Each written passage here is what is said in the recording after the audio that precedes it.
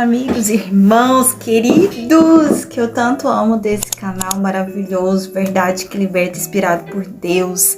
O nome Verdade que Liberta, gente, ele foi inspirado realmente por Deus. Um dia eu estava pensando, né, eu já tinha, na verdade esse nome ele é recente, né, depois de ter gravado alguns vídeos aí pro canal, veio, sabe, como muitas coisas acontecem, às vezes eu tô deitada e de repente vem um versículo na minha mente, versículo tal, versículo isso, versículo aquilo, né, e às vezes vem só a frase e eu anoto. Eu costumo colocar, gente, uma cadernetinha do lado da minha cama,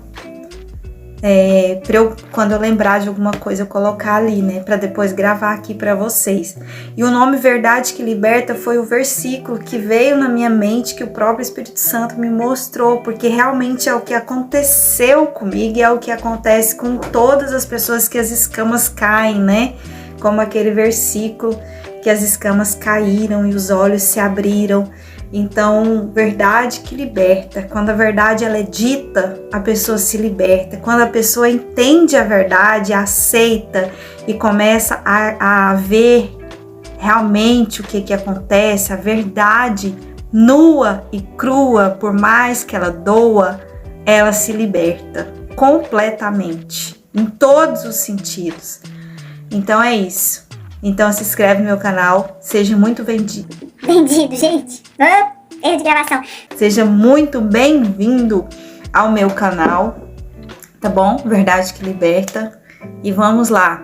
Quero responder a pergunta de uma ouvinte aí do canal, né? Vou tomar uma aguinha aqui que eu tô com sede. Mas ela me perguntou assim, eu não sei se foi em tom de ironia, eu não sei se realmente ela quer saber como é que foi, ou se ela quer dizer tipo, né? Mas enfim, a pergunta anotei aqui no meu caderninho, né? Como foi para você ser obreira, mas fale a verdade? Então é por isso que eu falei aqui, expliquei o nome do canal Verdade que Liberta. Eu não tenho por que mentir para vocês, eu não tenho por que inventar, até coisas que eu poderia tipo esconder, né? Ou falar não, tal. Não, eu mostro pra vocês a realidade. Aqui não é mil maravilhas. A gente não vive um mar de rosas. A gente não, saí de lá, tô ótima. Não, não é assim. A gente vive situações difíceis, a gente tem perdas, a gente tem ganhos, a gente perde, a gente ganha, a gente sofre, a gente tem altos e baixos, tem dia que não tá bem, tem dia que tá. A gente está aqui na Terra, gente. Vocês têm que entender que aqui não é esse mar de rosas que eles pregam lá e falam que você vai ser próspero, que você vai ser milionário, né? Essa teologia da prosperidade que só te deixa no buraco e te deixa desiludido, né? Porque você não tem as coisas e acaba não entendendo o porquê e sempre ali naquela guerra, naquela luta. Não, um dia eu vou conseguir, entra ano, sai ano. Quando você se dá conta, você já ficou lá 20 anos naquele lugar e nada aconteceu, pelo contrário, né? Só piorou a situação. Então, como foi para você ser obreira? Foi lindo, foi lindo.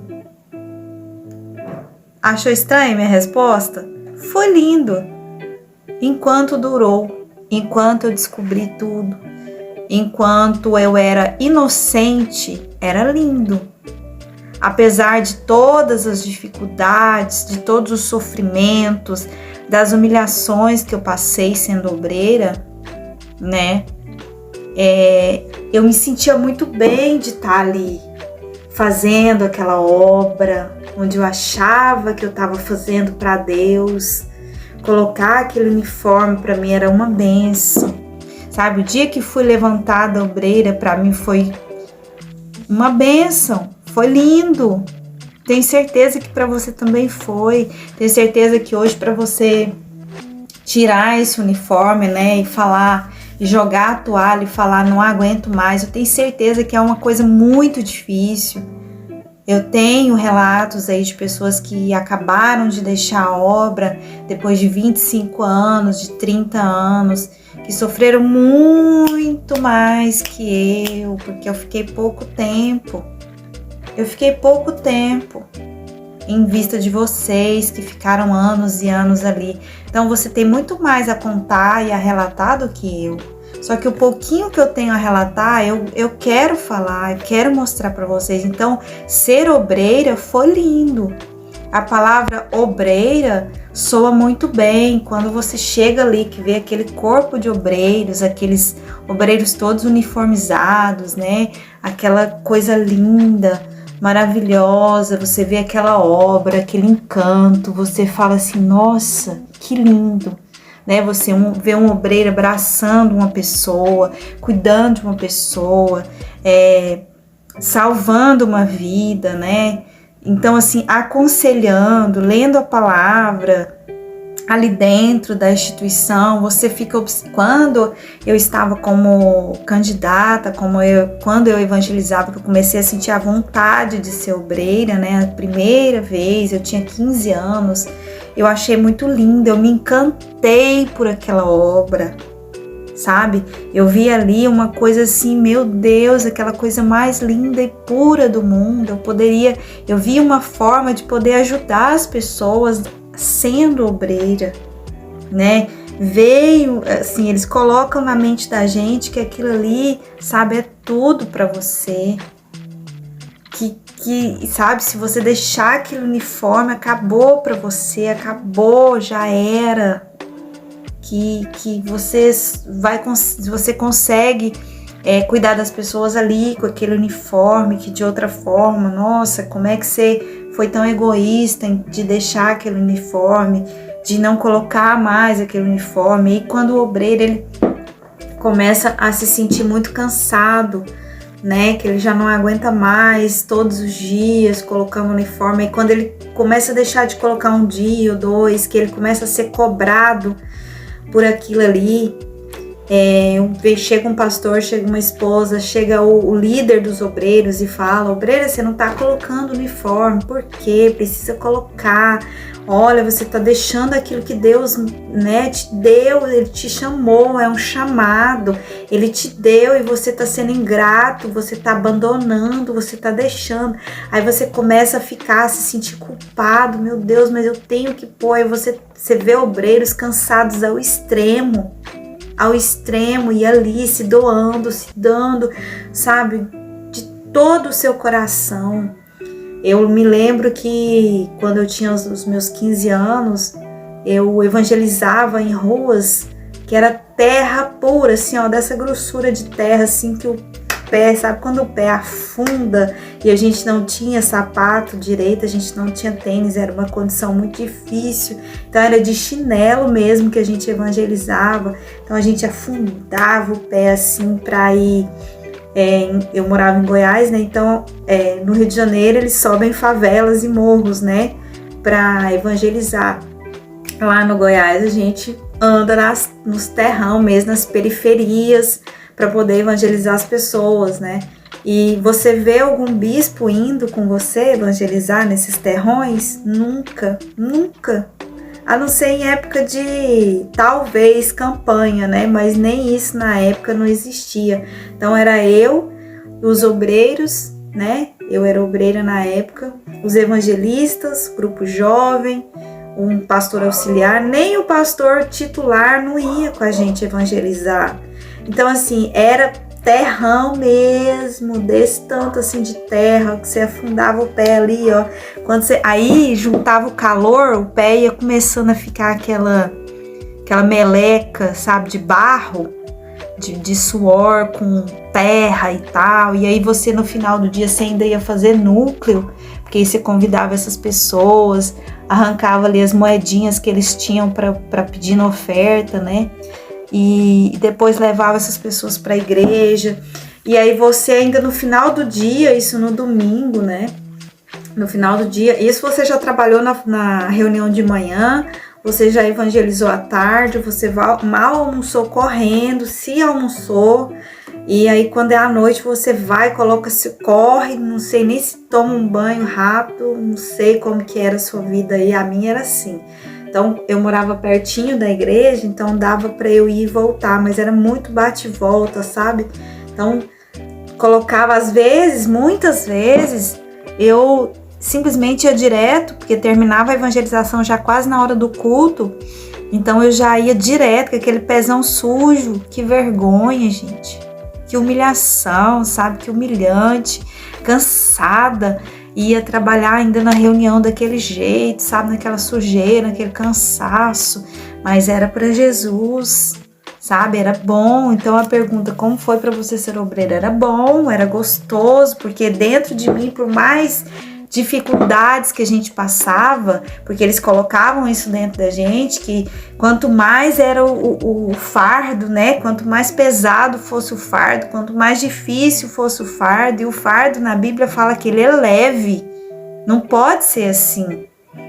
E quanto mais era assim, essas dificuldades todas que a gente passava, tinha época que a gente não podia nem evangelizar com o uniforme da instituição nas ruas, porque a gente era perseguido, então corria o risco de acontecer qualquer coisa com a gente, né? Então, era bom, foi muito bom, foi lindo ser obreira, até que eu descobri toda a verdade, né? Porque quando a gente descobre, é aquilo, acaba tudo, o encanto acaba, aquela coisa que você acha que você fazia aquela obra para Jesus, não era para Jesus. Claro que teve, em meio a tudo isso, teve pessoas que a gente acaba ajudando, a gente acaba cuidando, dando um conselho bom, outro bom, cuida, abraça. Igual já teve pessoas que a gente salvou ali de um suicídio, né? Me lembro de uma menina que estava se cortando, a gente pegou no ato, ela estava já a ponto de suicidar. Então, assim, dentro da gente, a gente estava fazendo a obra de Deus e realmente Deus usava, por mais que por trás dos bastidores ali, a gente estava sendo escravo, né, de massa de manobra deles somente para arrecadação, a gente acabava que no meio daquele trabalho, a gente acabava cuidando de pessoas. Só que aí quando a gente cuidava dessas pessoas, ela acabava indo para a igreja. E aí quando ela ia para a igreja, ela se aprisionava ali junto com a gente. Então ela começava a viver aquela mesma vida que a gente estava vivendo, né? Que aí começava um processo de libertação. E aí ia todas as sextas-feiras, e ficava anos e anos aprisionada naquilo ali, achando que foi aquilo ali que o libertou. E aí, grato pela instituição, ele continua ali, fica ali anos e anos e anos. Então, essa foi a minha vida como obreira. Eu realmente gostava, sim, claro. Quem falar que não gosta, não sei, né? Quem falar que não... Que entrou como obreiro e não gostava daquilo ali que fazia, eu não sei por que estava ali então, né? Eu não sei por que entrou, mas realmente ser obreira para mim é tanto que hoje, até já me falaram isso, eu continuo sendo obreira de Jesus agora. Eu não tenho instituição, eu não tenho uniforme, eu não tenho farda. A única coisa que eu tenho, que inclusive é o mais importante, é o meu escudo. É o meu escudo da salvação. Então isso daqui é a minha espada, o meu escudo. É isso aqui, só. Somente só, né? Então Jesus me libertando, me cuidando todos os dias, me protegendo. E é isso. E com isso eu tenho ajudado através desse canal aqui, através das minhas redes sociais, do meu Instagram. Tenho ajudado muitas pessoas que me procuram aprisionadas nesse sistema, que não sabem como fazer, como se libertar, que tem medo demais, que tem medo extremo. Eu acredito que continuo sim sendo obreira de Jesus, sem uniforme, sem nada, tá? Então é isso. Se você gostou desse vídeo, deixe seu like, tá bom? Se inscreve no canal, curte, comente, compartilhe e até o próximo vídeo. Tchau, tchau. E lembre-se, a verdade liberta.